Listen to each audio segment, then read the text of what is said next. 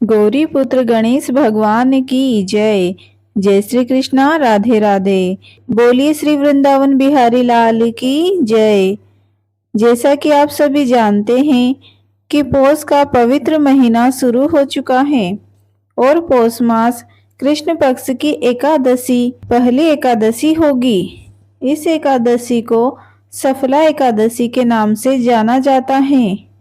शास्त्र अनुसार सफला एकादशी का व्रत करने और इसकी कथा को सुनने से हमारे हर कार्य सफल हो जाते हैं तथा असफलता को सफलता में बदल देता है।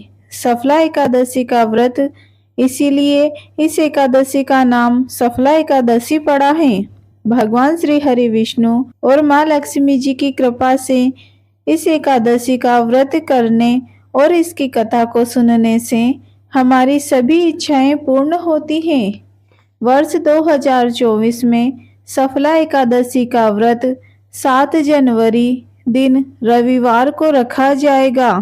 तो आइए भगवान श्री लक्ष्मी नारायण जी के चरणों का ध्यान करते हुए सफला एकादशी की व्रत कथा को सुनते हैं और व्रत कथा को सुनने के बाद काशी के पंचांग के अनुसार जानेंगे कि एकादशी तिथि कब से कब तक है और अगले दिन व्रत का पारण कितने बजे करना शुभ होगा। एक बार धर्मराज युधिष्ठिर ने भगवान श्री कृष्ण जी से कहा कि हे जनार्दन, अब आप कृपा करके मुझे पौष मास के कृष्ण पक्ष की एकादशी के विषय में समझाइए। इस एकादशी का क्या नाम है तथा इसके व्रत का क्या विधान है, इसकी विधि क्या है, इसका व्रत करने से किस फल की प्राप्ति होती है, कृपया ये सब मुझे विधान पूर्वक कहिए। भगवान श्री कृष्ण बोले, पौष माह के कृष्ण पक्ष में आने वाली इस एकादशी को सफला एकादशी कहा जाता है। इस एकादशी के देवता श्री नारायण हैं। विधि पूर्वक इस व्रत को करना चाहिए। जिस प्रकार नागों में शेष नाग, पक्षियों में गरुड़, सब ग्रहों में चंद्रमा, यज्ञों में अश्वमेघ यज्ञ और देवताओं में भगवान विष्णु श्रेष्ठ हैं, उसी तरह सब व्रतों में एकादशी का व्रत श्रेष्ठ है। जो मनुष्य सदैव एकादशी का व्रत करते हैं वे मुझे परम प्रिय हैं। इसका महात्म्य मैं तुमसे कहता हूँ, ध्यान पूर्वक सुनो। भक्त वत्सल भगवान श्री कृष्ण कहने लगे कि धर्मराज, मैं तुम्हारे स्नेह के कारण तुमसे कहता हूँ कि एकादशी व्रत के अतिरिक्त मैं अधिक से अधिक दक्षिणा पाने वाले यज्ञ से भी प्रसन्न नहीं होता हूँ। अतः इसे अत्यंत भक्ति और श्रद्धा युक्त होकर करें। हे राजन, द्वादशी युक्त पौष कृष्ण एकादशी का महात्म्य तुम एकाग्रचित होकर सुनो। सफला एकादशी की व्रत कथा इस प्रकार है।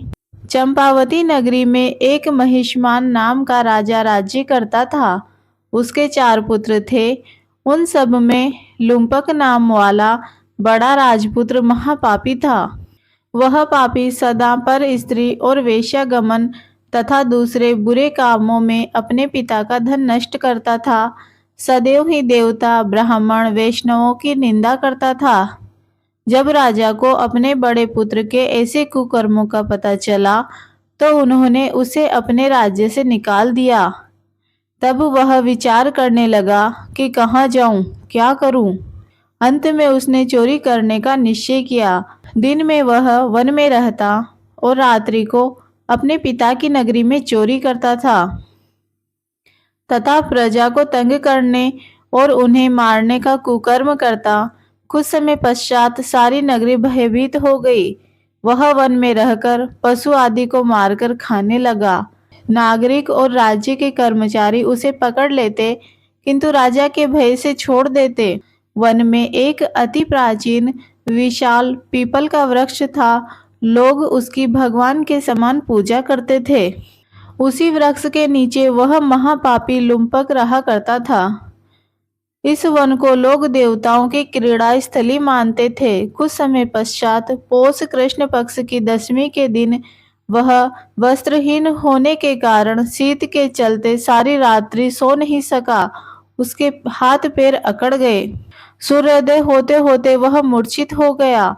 दूसरे दिन एकादशी को मध्याह्न के समय सूर्य की गर्मी पाकर उसकी मूर्छा दूर हुई। गिरता पड़ता वह भोजन की तलाश में निकला।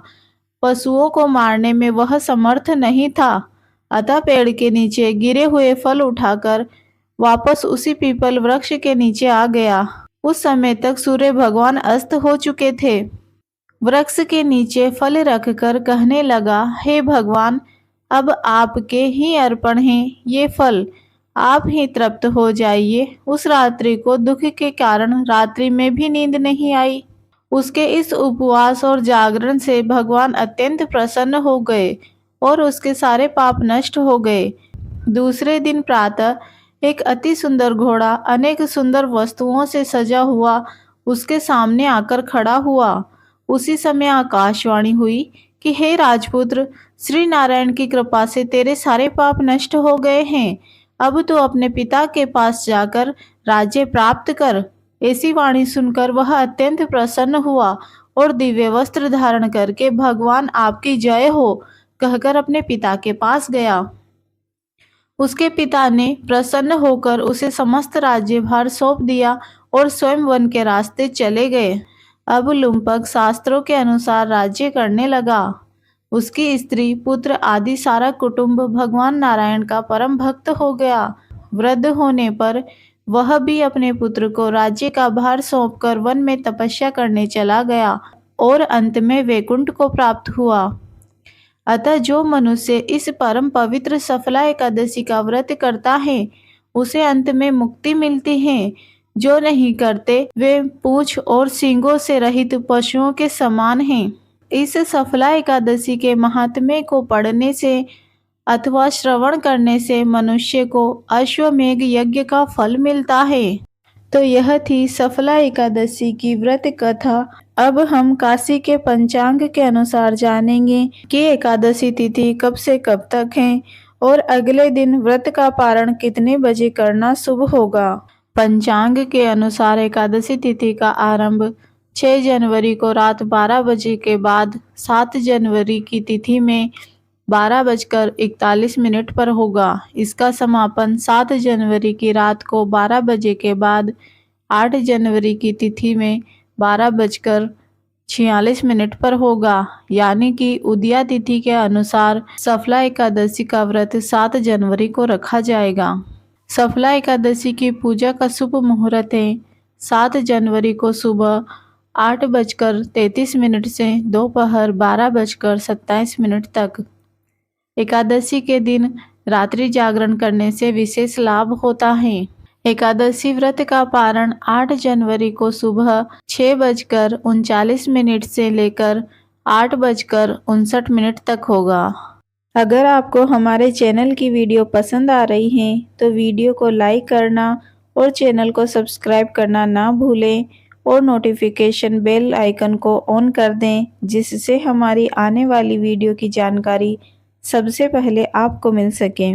राधे कृष्णा।